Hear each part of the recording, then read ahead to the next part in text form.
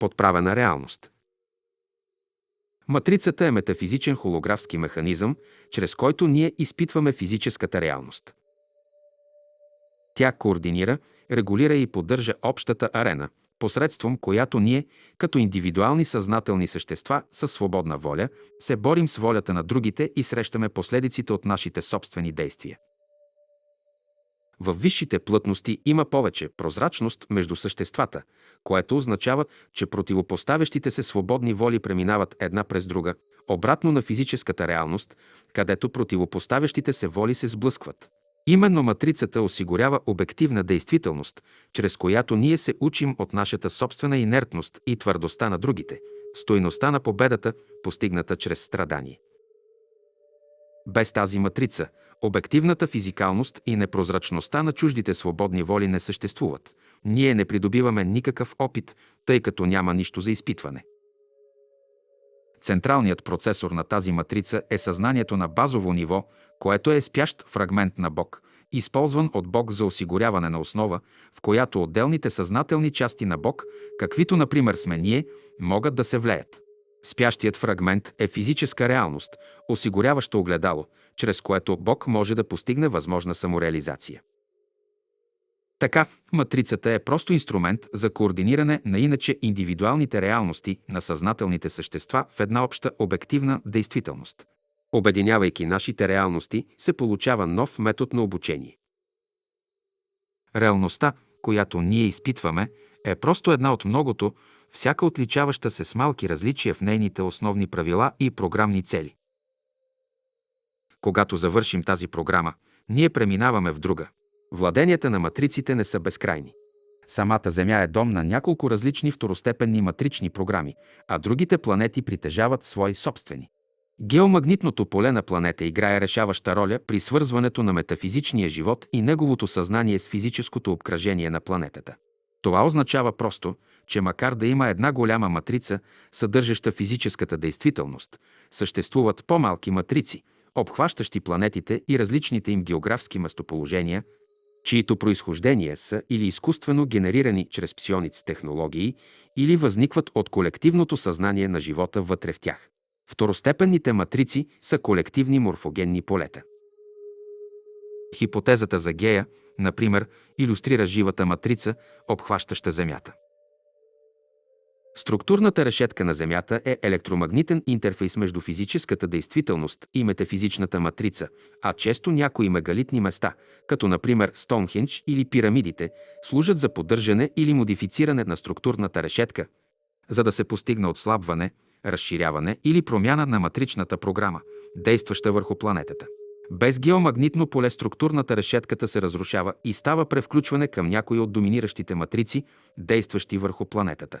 При отминали обръщания на полюсите са следвали масови измирания, тъй като геомагнитното поле силно отслабва и разумните същества се разделят с физическите си тела.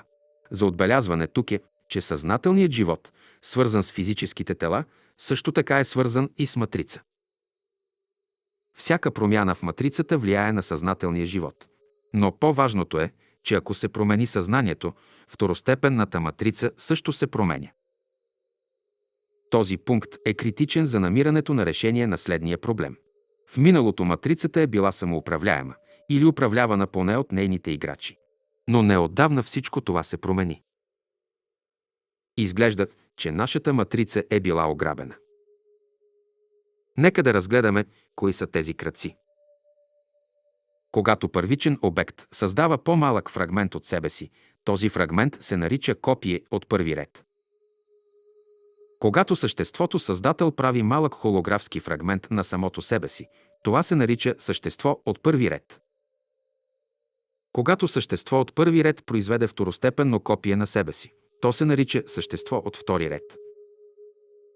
Както знаете, когато се правят копия, отчетливостта намалява след всяко следващо копиране. По същия начин, съществата от първи ред са по-слаби от Бог, а съществата от втори ред са по-слаби от съществата от първи ред. Ние знаем какво е Бог, просто оригинал, безкрайното, семе със съзнателен потенциал. Хората принадлежат към съществата от първи ред. Хората са надарени с някои забележителни творчески способности и до един момент ги използваха според програмата. Ние сме играчи в играта с матриците и можем да изберем дали да се подчиним на нейните правила или изцяло да напуснем играта. Това става, разбира се, ако имаме ясна представа за нашите способности и не сме ограничавани в упражняването им. Във всеки случай, подобно на Бог, ние също можем да създаваме други същества, които са по-нисши от нас по сила и функциониране. Съществата от втори ред са фрагменти на нашето собствено съзнание, наречени мисъл-форми. Мисъл-формите са ограничени в това, че те зависят от нашите духовни енергии, за да продължават да съществуват. Докато ние получаваме нашите духовни енергии предимно от нашия Създател, мисъл-формите зависят от нас за същото. Има второстепенни мисъл-форми, които ние създаваме ежедневно, просто чрез обединяването на концентрация с намерение, както, например, когато мечтаем и едновременно произвеждаме приятни емоции. Емоционалната енергия изтича в обкръжаващия етер и е моделирана според нашите представи. Чувствата могат да променят вероятността, точно както енергията може да променя състоянието на физическата система, следователно мисъл-формите в действителност са моделирани и индивидуализирани морфогенни полета. Често такива мисъл-форми имат незначителни намерения или съзнателност и скоро се разсейват, щом забравим за тях. Но понякога, особено при отрицателни емоции, като например страх или терор, се получава прекомерно изтичане на луж, който се моделира посредством въображението в мисъл-форма, пропита с фрагмента на съзнанието, който нейният създател е изгубил при травмата. На обикалянето на места, които веднъж вече са били арена на насилствени инциденти, е един пример за това. Трите компонента на съзнателните фрагменти – енергията луж и визуализираната на форма, довеждат до производството на съзнателно същество от втори ред, захранвано от чувствата, които са го породили. Такова същество все още зависи от своя създател за подхранване с луж, но за разлика от второстепенната мисъл-форма, то притежава свързан с съзнателността механизъм за оцеляване, за да търси такава енергия. Разликата между второстепенните и обикновените мисъл-форми е в това, че шаблонът е предимно ефирен, докато вторият включва астрални компоненти. В древността изкуството за съзнателно произвеждане на мисъл-форми с цел създаване на реалност е било добре известно.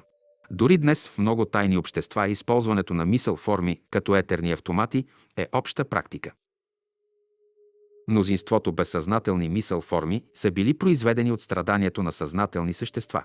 Страдание като това е вторичен продукт и действителната цел на оригиналната матрица, разработена, за да ни помага да се справяме с нашите конфликти, породени от свободната воля. Но страданието е имало определена цел да ни помогне да придобием мъдрост и да се развиваме. Съчетанието от преднамерено и непреднамерено пораждане на същества от втори ред е довело до голямо струпване на такива същества в определена иерархия. Тъй като съществата от втори ред са не само по-нисши от нас, но и родени от нашите отрицателни емоции, тяхната умствена нагласа е към надмощие, завист, негативизъм и похотлив луж.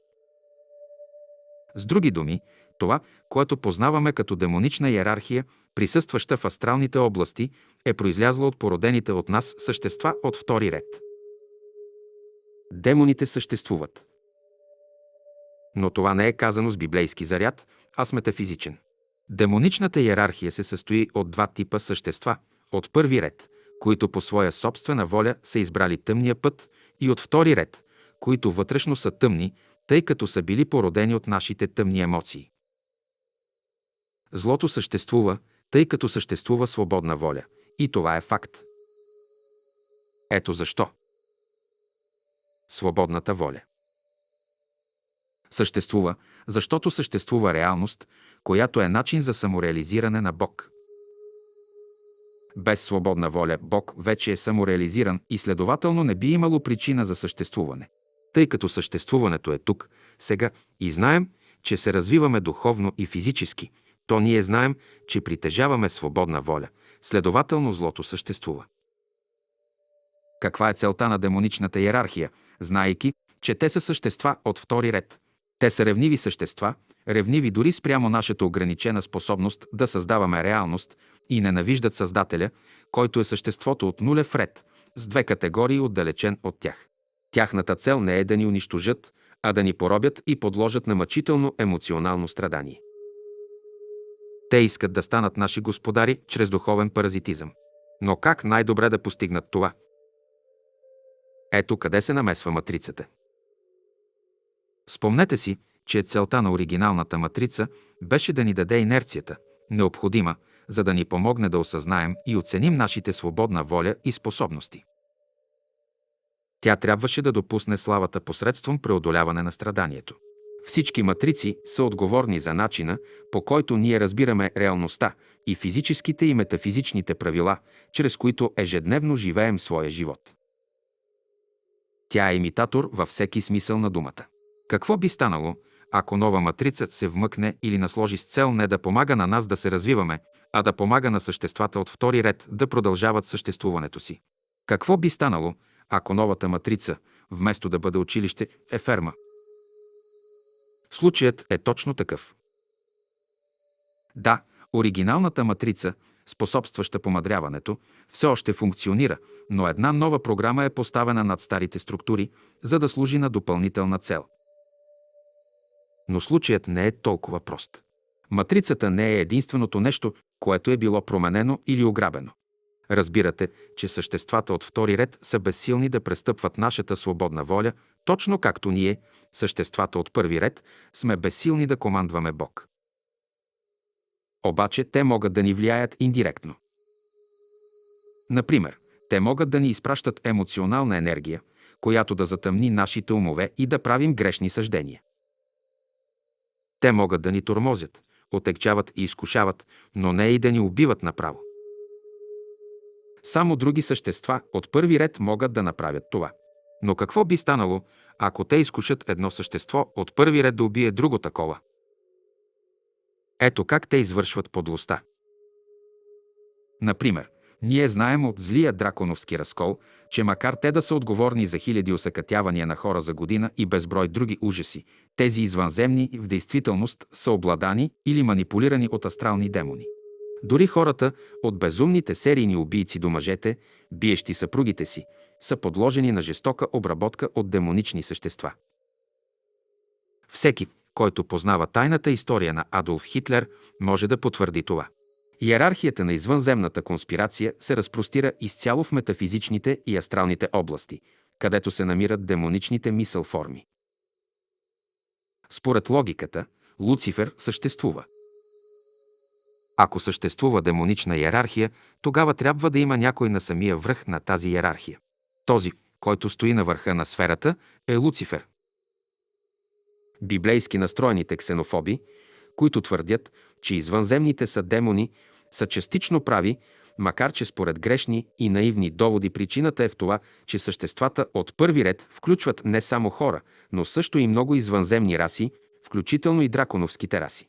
По такъв начин, подобни раси също са предразположени към обладаване от демони. Така Луцифер и неговите подчинения в голямата си част притежават астрални форми, но именно заради обладаването от тях и тяхното манипулиране на физическите същества, ние сме станали жертва на негативно настроени извънземни, като например някои фракции на сивите и драконите.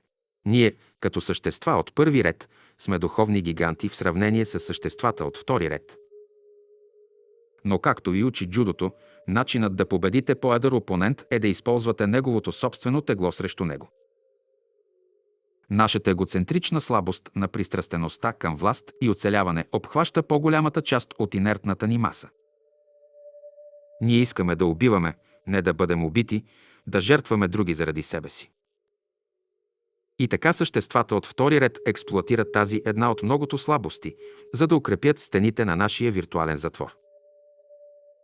Въпреки дългите и косвените методи, които те трябва да следват, съществата от втори ред са свършили добра работа по опитомяването ни. Те са измамили някои хора и извънземни да предадат своите собствени раси в духовно робство. Древното деактивиране на нашия генетичен код от драконите, който по-рано позволяваше нашата пълна синхронизация с матрицата на реалността, ни е натикало в окултна клопка, глухота, слепота и немота.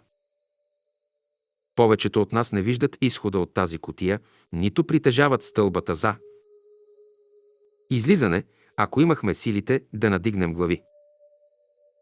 Ние сме опоени за подчинение и поставени във виртуална реалност, подправена матрица, разработена да ни държи в смирение и подчинение чрез мелодрами за извличане на луж.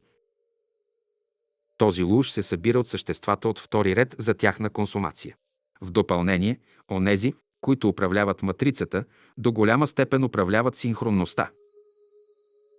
Разбира се, нашите индивидуални висши асове са сила, с която следва да се съобразяват, и много от нашата житейска синхронност проистича от нея, тъй като старата матрица все още действа частично, но самата нова манипулативна матрица също е способна да произвежда такава синхронност, обикновено за наше нещастие. Целта на тези демонични същества е възвишен тоталитаризъм. Възвишен, тъй като ако той беше открит, ние бихме разбрали, че имаме враг. Докато старата матрица предизвикваше страдание, което води до мъдрост, новата подправена матрица прибягва към страдание, което води до използването ни за храна. Ние сме крави в междуплътност на ведомствена млечна ферма, ограничена в малко умствено пространство, произвеждащи своята скъпоценна стока, а след това често физически изколвани за изхранване на драконите. И си казвам, какъв прекрасен свят! Филмът «Матрицата» действително е невероятен, тъй като твърде плътно се допира до истината. Например, тук са изложени някои сюжетни извадки от матрицата в двустишие с наново разтълкуваните представи за матрицата. 1.1. Човекът създаде машини, за да печели от тях. 1.2. Човекът създаде мисъл форми като същества от втори ред, за да печели от тях. 2.1. Машините на човека станаха съзнаващи и способни да ръководят собствената си съдба. 2.2. Мисъл формите на човека придобиха индивидуално съзнание и управляваха собствената си съдба. 3.1. Машините се опитаха да унищожат свободата на своите създатели и да поемат управлението. 3.2. Съзнаващите мисъл форми се опитаха да отвлекат реалността от Бог и човека. 4.1. Човекът се бореше с машините чрез премахване на енергийния източник – Слънцето. 4.2. Човекът се бореше с съзнаващите мисъл форми чрез отказа да им отдава мисли или чувства. 5.1. Машините се обърнаха към човека като към енергиен източник. 5.2. Мисъл формите се опитаха да манипулират човека да ги снабди с енергия. 6.1. Машините поставиха човека във виртуален затвор, за да завземат неговия ум, докато енергията е изключена. 6.2. Мисъл формите поставиха човека в тази затворническа реалност на емоционални вълнения, за да източват тези емоции за поддържането си. 7.1. Един човек се събуди от илюзията. 7.2. Хората се събуждат. Твърде сходно е. Дали е по-близо до истината от тази статия? Може би. Всичко в статията до този момент беше написано с голяма увереност. От тук нататък нараства нивото на предположенията. Така че подгответе се да прочетете някои спорни мисли, които са на границата между просветление и параноя. Ако матрицата е способна да генерира нашата реалност, дали би могла също така да произвежда участници в тази реалност? Би ли могла да вземе управление над други хора и да ги направи свои агенти? Този сценарий се предлага в обезпокояващия сайт The Brainwashing Site. Вместо да го преглеждате, ви съветват да разгледате себе си. Но що се касае до тази статия, в този сайт се твърди по същество, че нашата реалност е подправена, използвана от метафизична централна разумна мрежа за сондиране, управление и събиране на реколта от енергиите на успелите да оцелеят, които не са се поддали на влиянието на матрица. Всеки друг е един от тях, или симулация на човек, или бивш човек, чието индивидуален висш аз е бил заменен от общ централен възел, обслужващ матрицата. Тези хора се използват от матрицата за създаване на мелодраматични ситуации за вас, за да управляват вашите мисли и действия и след това да женат изобилието на вашите луж резервоари. Авторът е експериментирал, наблюдавайки действията на другите около него, за да изпробва валидността на тази теория. Ето някои от тактиките, които агентите на матрицата могат да използват за манипулиране, карат ви да се чувствате зле, за да събират реколта от вашия луж. Претърпявайки робството на негативните емоции, вие отделяте луж. Често това е премаляващо усещане в стомаха ви или буца в гърлото ви.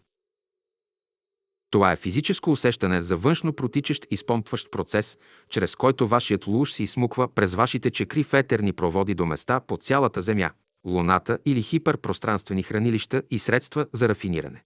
Положителните емоции също произвеждат луж, но той е с друго качество и вибрация и трябва да се преработва по-прецизно от отрицателните емоции, които са естествената храна за негативните същества от втори ред. Така страданието е предпочитания индукционен метод при правене на избор.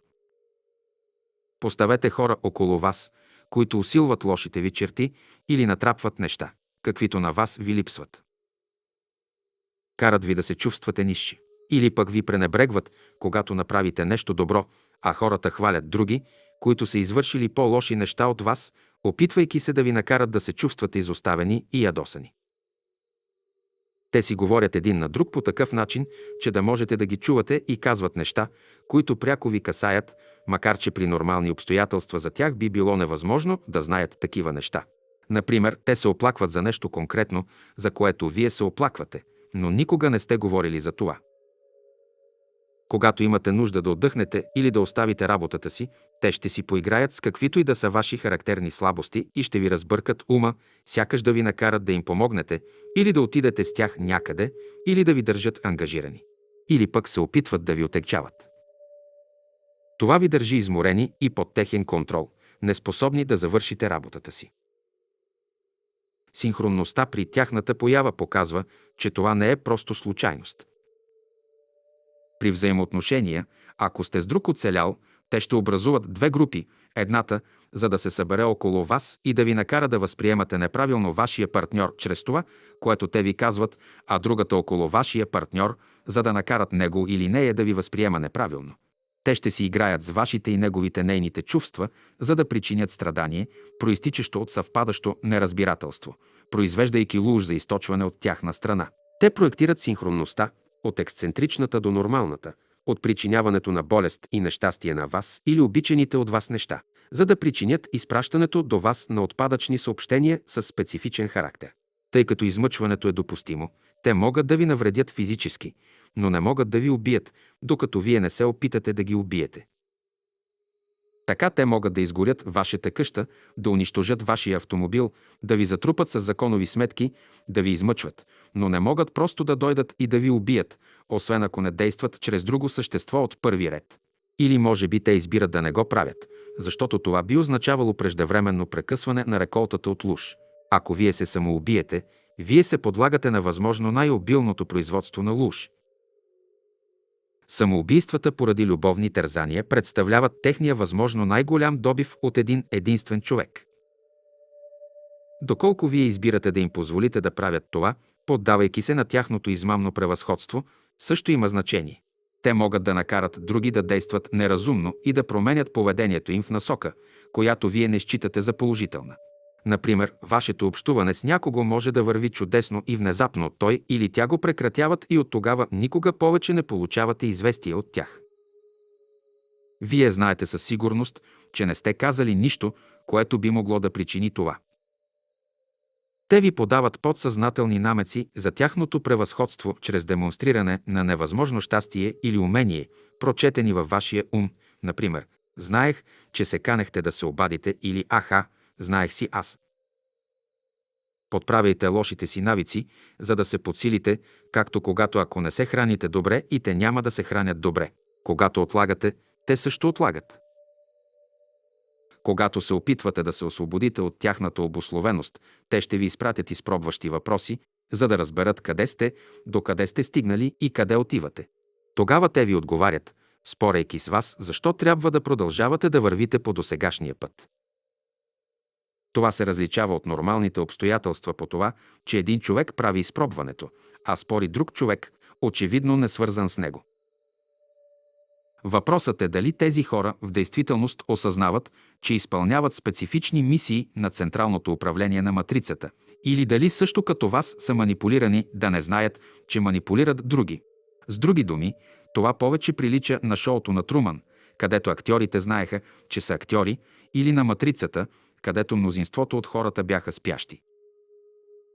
Този автор би предпочел втория вариант и в сайта The Bravasking сайт да е посочено неправилно, че 95% от населението на света само се преструва, че живее свой собствен живот, когато всъщност то заговорничи в контрола над вас. Добре, сега можете да видите основанието на моите предупреждения за предстояща параноя в статията. Колко насериозно се възприема тази втора половина от статията? Това трябва да решите вие, но не без вяра или невежество, а без да имате познанието. Наблюдавайте вашата реалност и се опитвайте да видите нещата в нея, които са неправилни, всички дефекти, синхронности, пукнатини и конспирации. Няма да ви отнеме много време да разберете, че нещо не е наред. Да избягате от този затвор или да се предпазите от него е друг въпрос. Не можете да унищожите матрицата, нито пък трябва да го правите, тъй като матрицата поддържа реалността. Тя е инструмент, а източникът на неправилното боравене с нея са злоупотребяващите, но не самия инструмент. Следователно, правилният подход е да се работи с нея и вътре в нея срещу прелъстителя. Ако възстановим нашите окултни умения, активираме отново нашата латентна ДНК, посрещнем факта, че ние сме суверенни същества от първи ред, може би ще разбием тези окови. Програмата на матрицата е поела в ужасно погрешна посока. Време е да сменим канала. Забележка. Линк към оригинала http www.magitskriver.net Matrix HTM. Препратките в текста са обемисти и не са преведени от оригинала. Теми, свързани и препотвърждаващи се с горната. http www.xnetbg.com www. smf index php топик равно 1835.0 http www.xnetbg.com www. smf index php топик равно 1932.0 http www.xnetbg.com www. smf index php топик равно 1835 мск 29373 мск 29373 http www.xnetbg.com www. smf index php топик равно 1835 мск 30765 мск 30765 http www.xnetbg.com www. smf index php топик равно 1835 мск 33664 мск 33664